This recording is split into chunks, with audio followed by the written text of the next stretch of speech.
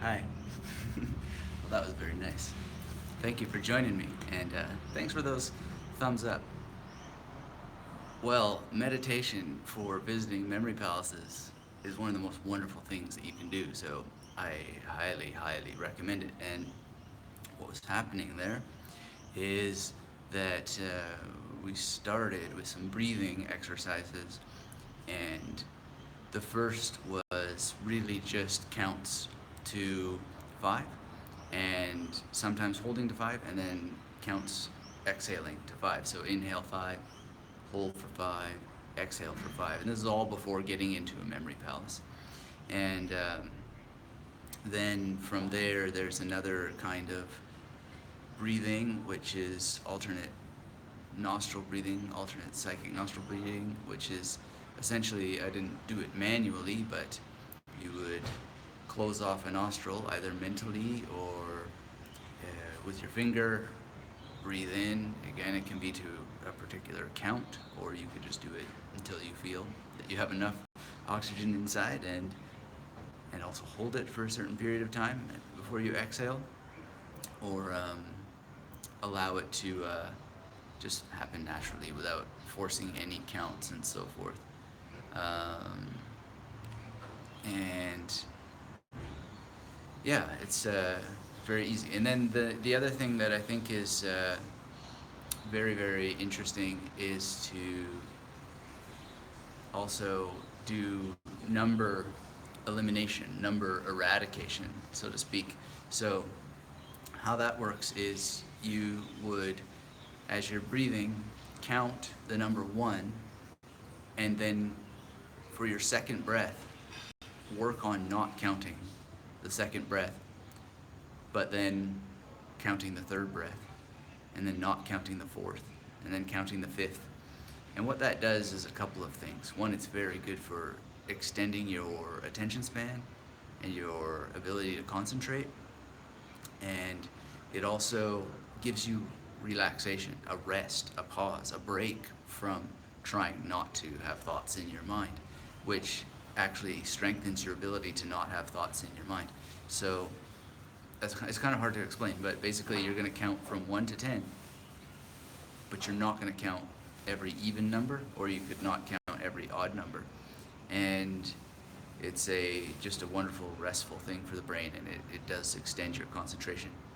And also I did some breath withholding in there, which involved at one point breathing in for 5, holding for 16, and then breathing out for 8.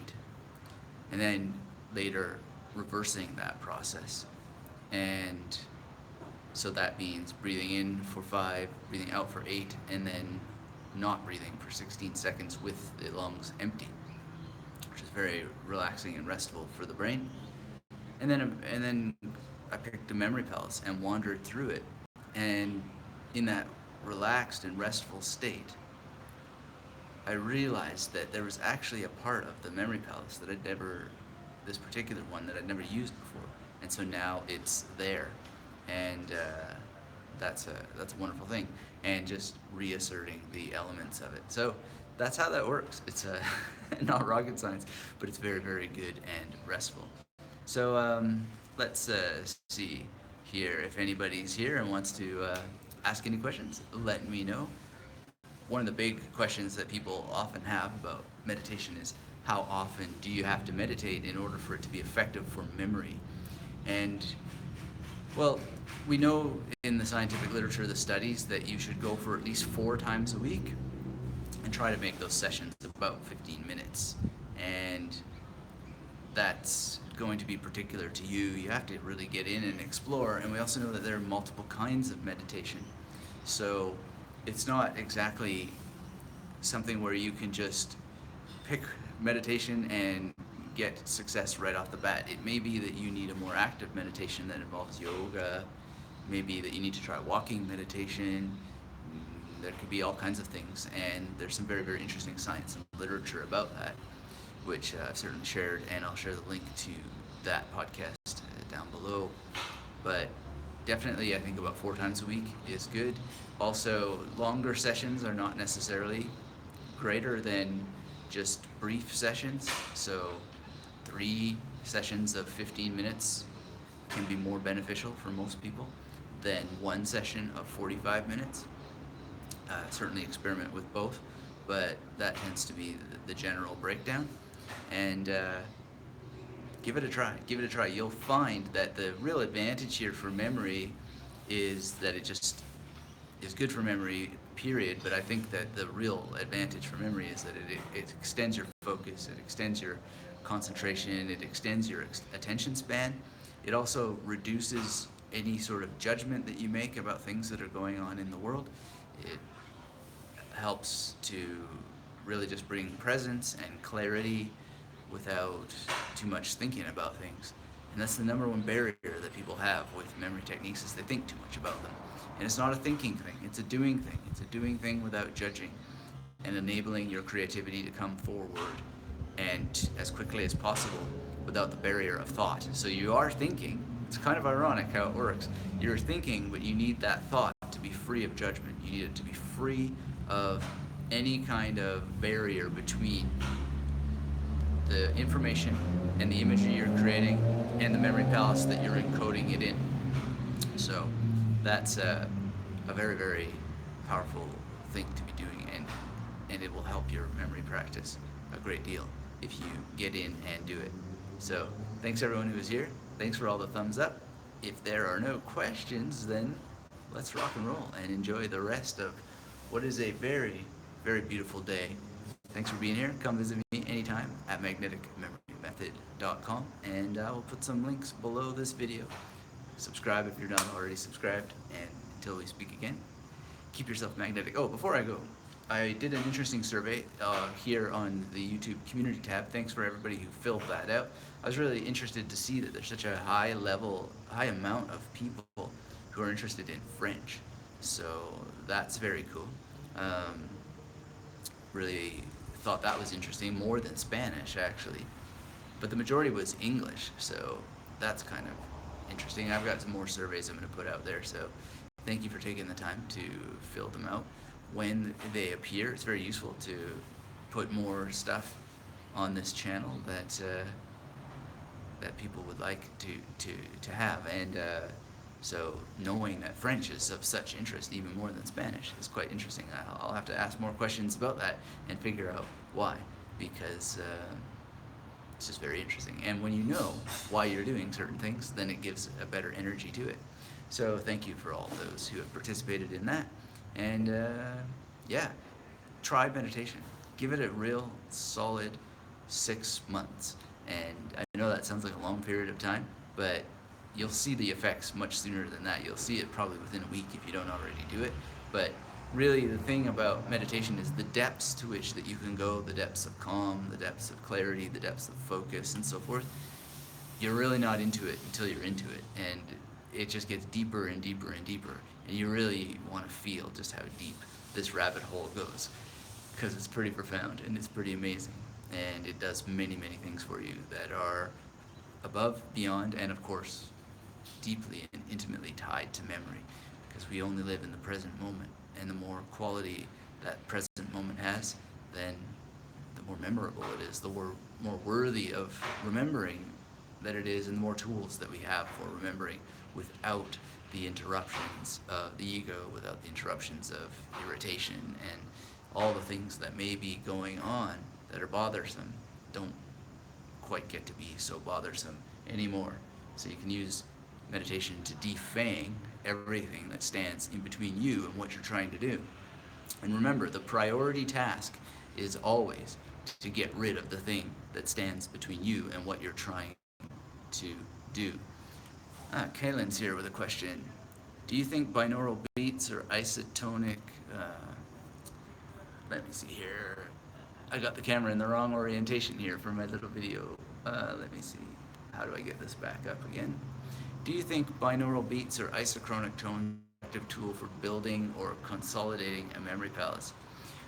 Actually, I'm putting together some research now on binaural beats, and I don't really quite know what the tool is for. I found the first origin of binaural beats in my research and they don't really come from any sort of therapeutic or learning skill background in their origin, at least in the earliest reference that I found.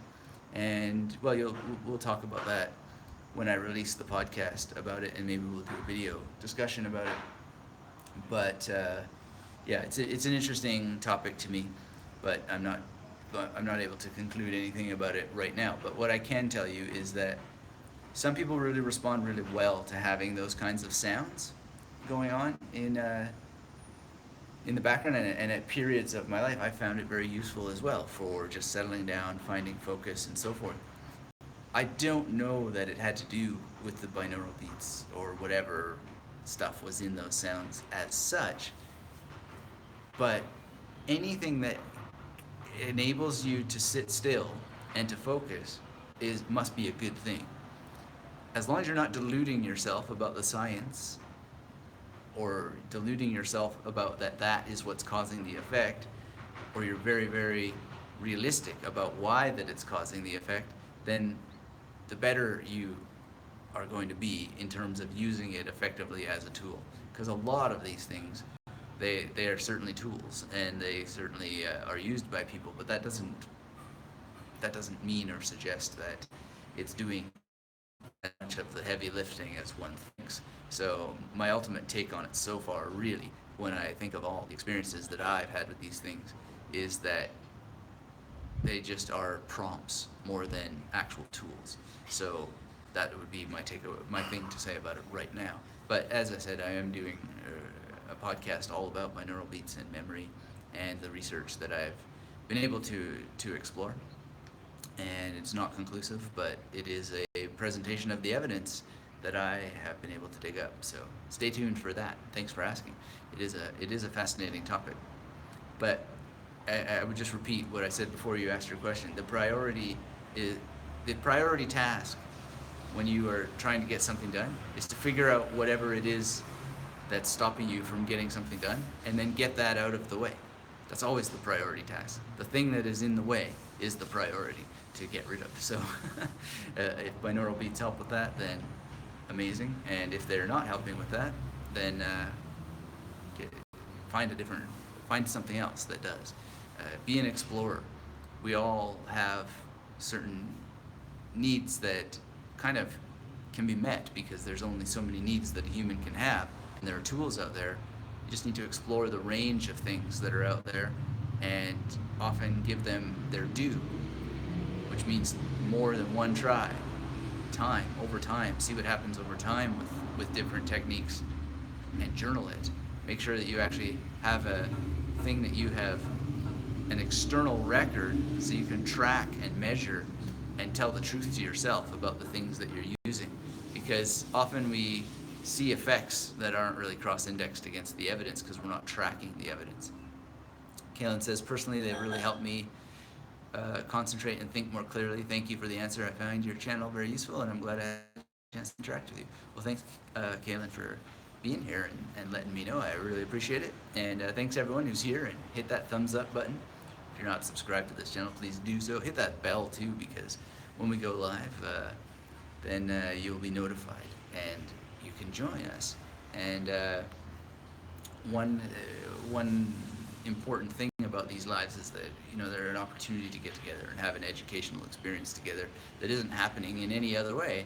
And so I really like the live phenomenon, and I like meeting people, and then they share. Like Dylan here is just saying, I'd recommend Indian ragas for meditation. There's a playlist on free meditation /com.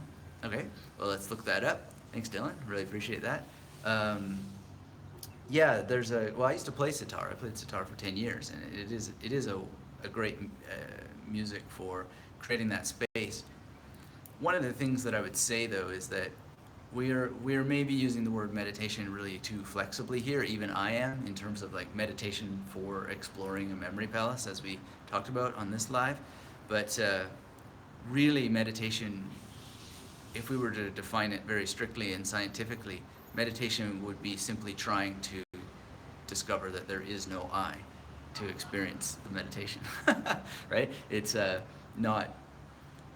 It would be if you were listening to ragas or you were listening to binaural beats or whatever, the ultimate goal, if it was strict meditation, would be to discover that there is no one there to really be listening to those things. So basically, meditation here is being used as a stand-in word for relaxation of the mind, dissolving the ego to a certain extent so that there's more space to work on a particular outcome, which in this case was just to be in a memory palace and to discover more about that memory palace, which I did. And I'm quite astonished that I actually start that memory palace where, well, actually there is a sense to it. But I think that if I were to, see, memory palaces are like puzzles in a sense, where sometimes you have to give up a section in order to gain more ground. And so I have to think through more, but I wouldn't have had this discovery if I hadn't sat and done this. And that's one of the reasons why you got to meditate, is you don't get the discoveries that can come if you don't sit down and do it. And I think ultimately, again, the ultimate discovery is not really to discover anything other than that there's no one there to be discovering anything, which is like a total irony, but that's what it is. And in the context of using a memory palace to do this, you can discover, yeah, there's a way to use this memory palace differently. There's a way to do it differently. But now, as I think about it again and reflect a bit more, is if I do change that, then I actually have to give up a part. And so I have to weigh in my mind whether that's going to be useful or not. Or there's the other option, which is that I'm able to actually use that new part that I just recovered as a small, separate memory palace. A memory palace of its own accord. So options, options, options. And it's better to have options than to have nothing at all, right? So that's really important. So, but thank you, Dylan, for that suggestion. And sitar, or ragas, doesn't have to be on sitar, I guess. Definitely cool music. I think there's one called Dun that I would really, really recommend. Very, it's like a folk one. I like that one. I've seen Shahid Parvez play it. Yeah, he's good. Georgie is here. Have you heard of the work of Mantak Chia by chance? No, I haven't. Tell me more. I'd love to. Mantak Chia. Let's see how we're going to memorize Mantak Chia. That's well, Chia Pets, right? That's no problem. Mantak. Maybe He-Man punching Tic Tacs. A box of Tic Tacs. Mantak Chia. Okay.